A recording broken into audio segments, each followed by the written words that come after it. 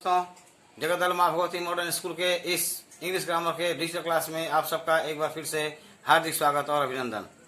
दोस्तों, पिछले वीडियो में हम आप लोगों को प्रीपोजिशन के बारे में बताए थे, उसका डिफिनीशन बताए थे, उसके बारे में हिंदी और इंग्लिश का दोनों का ही परिभाषा से परिभाषित किए थे। आज हम आपको उसके कुछ इम्पोर्टेंट प्रीपोजिशन वर्ड के बारे में आपको बताएंगे, क्योंकि प्रीपोजिशन का एक ऐसा टर्म है, एक ऐसा टॉपिक है जिसको हल्के से लेना मूर्खता होगी। हर एग्जाम में, हर प्रकार के एग्जाम में कम से कम 5 नंबर, 2 नंबर, 3 नंबर का तो पूछता ही पूछता है। इसका इम्पोर्टेंस बहुत ज़्यादा है दोस्तों, अतः इस पर विशेष ध्यान दीजिएगा। ये केवल प्राइमरी स्तर की ही बात नहीं है, बल्कि आप अपर प्राइमरी में हो, हायर सेकेंडरी में हो, सेकेंडरी में हो या कॉलेज लाइफ में आप हो, लेकिन सबके लिए प्रीपोजिशन का ज्ञान होना तो मस्ट इम्पोर्टेंट है। हम लोग स्टार्ट करते हैं प्रीपोजिशन का सम इम्पोर्टेंट वर्ड पर हैं इन, एट और ऑन के ऊपर में। देखिए दोस्तों, यहाँ इन प्रीपोजिशन का क्या है। आमतौर पर हम लोग छोटे बच्चों को पढ़ाते हैं कि काउ लिव्स इन शेड। यहाँ इन का मतलब क्या होता है, एक शेड में रहता है, वो एक शेड है। हम लोग जब कुछ बच्चों को स्पेशल कुछ देना चाहते हैं तो वहां पर क्या करते हैं कि we live in India. India क्या है, एक प्रॉपर स्थान का नाम है, एक जगह का नाम है, एक देश का नाम है, और वो क्या करता है, बहुत बड़ा है, उसके भीतर में हम निवास करते हैं, रहते हैं। लेकिन जैसे ही हम एट का प्रयोग करते हैं तो एट का प्रयोग क्या होता है, I live in India at Delhi, तो सही है, at Hajipur, at Patna, at Mumbai, तो ये हो जाएगा। बहुत बड़े में कुछ छोटे स्थानों पर हम रह रहे हैं, कुछ पॉइंटेड स्थानों पर रह रहे हैं, हम वहाँ एट का प्रयोग कर देते हैं। जैसे आपको हमने बताया ही है कि भारत एक बहुत बड़ा है, उस भारत की तुलना में दिल्ली, कोलकाता, हाजीपुर, पटना, मुंबई ये क्या है, छोटी वस्तु है। तो इस तरह से छोटा स्थान है। तो इस तरह से हम इन और एट के बीच के अंतर हम समझ गए। ऑन का प्रयोग देखिए दोस्तों, अक्सर होता है cat sat on the mat, the cat sat on the mat. तो हम कहाँ करते हैं, बिल्ली चटाई पर बैठी है, एकदम जस्ट ऊपर है और सटा हुआ है। लेकिन कुछ ऐसा भी होता है, मैंने पहले ही बताया था आपको कि भाव को समझकर, किसी भी शब्दों के, वाक्यों के भाव को समझकर और तब हम प्रीपोजिशन का प्रयोग अगर करते हैं तो वो बिल्कुल 100% सटीक ही होता है। यहाँ पर अगर हम एक बता रहे हैं कि the cow lives on the grass, तो यहाँ इसका मतलब क्या होता है, गाय घास पर रहती है? नहीं, गाय घास पर ही जीवित रहती है, ये उसका शाब्दिक अर्थ होता है। तो अर्थ के अनुसार भी हम इन सब का प्रयोग जगह जगह पर करते हैं। दोस्तों ध्यान दीजिएगा, अकॉर्डिंग टू हम क्या करते हैं, अकॉर्डिंग टू का प्रयोग अगर हम करते हैं तो अकॉर्डिंग टू का प्रयोग क्या होता है, माने के अनुसार। इसका मतलब क्या होता है, के अनुसार।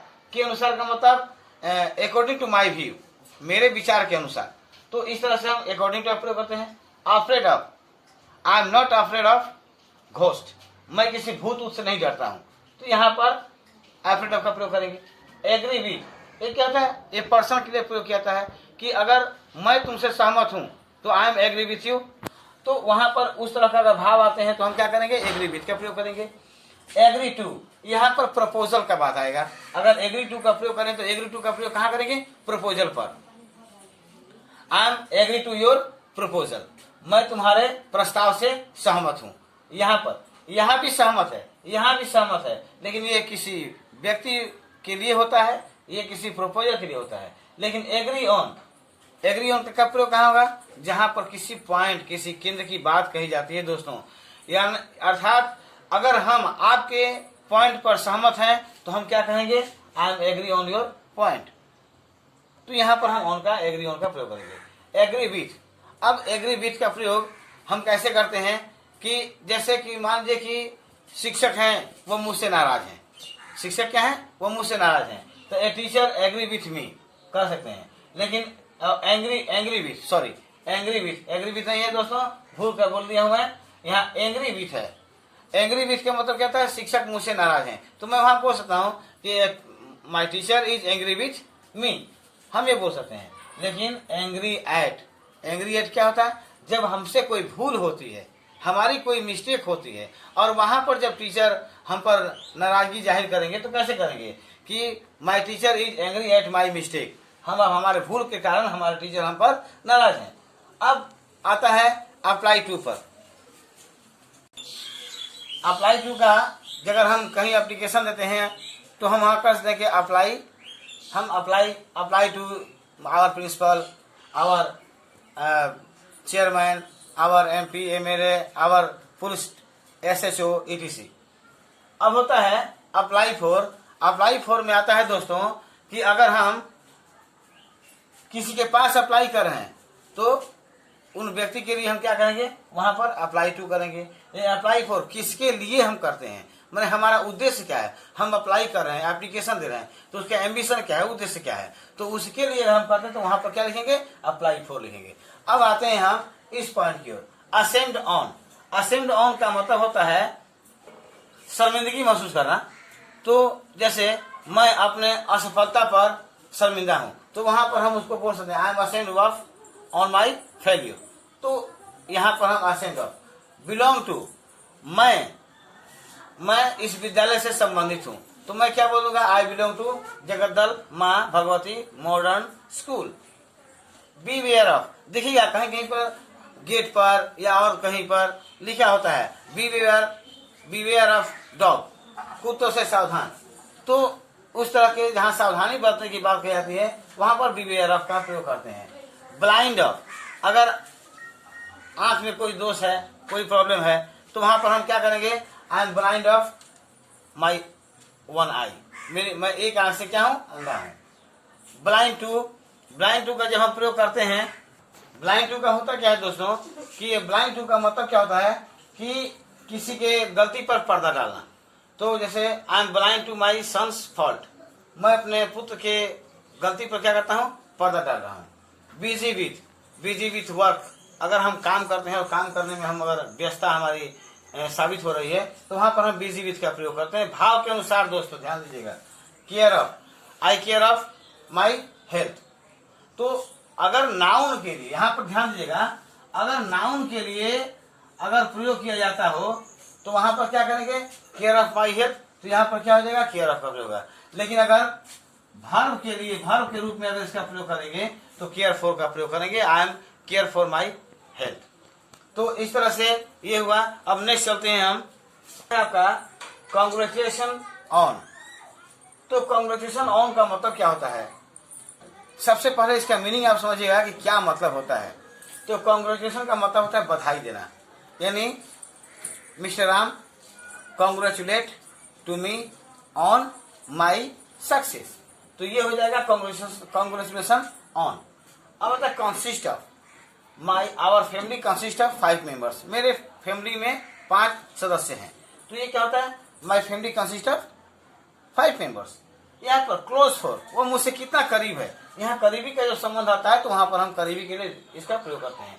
डील इन, अगर हम तो किस विषय वस्तु पर वो डील होता है उसके लिए हम करते हैं। तो जैसे ही डील इन राइस, तो वहां पर हम डीलिंग का प्रयोग करेंगे। डील विथ, किसके साथ हम कोई डील कर रहे हैं, कोई बात कर रहे हैं, ये कहते हैं कि we should deal with our friend sincerely, यानी अपने दोस्तों के साथ हम किसी विषय वस्तु पर, किसी चीज पर हम उसके साथ डील कर रहे हैं और पूर्ण रूप से हम उसमें सहमत हैं। डियर टू, वह मुझसे कितना करीब है, प्यारा है, दुलारा है। डिपेंड ऑन आवर पेरेंट्स, हम अपने माता पिता पर निर्भर करते हैं। तो यहाँ पर इस तरह का अगर शब्द का भाव आते हैं, इस तरह का आत्मनिर्भरता की भाव आती हो तो वहां पर डिपेंड ऑन का प्रयोग हम करते हैं।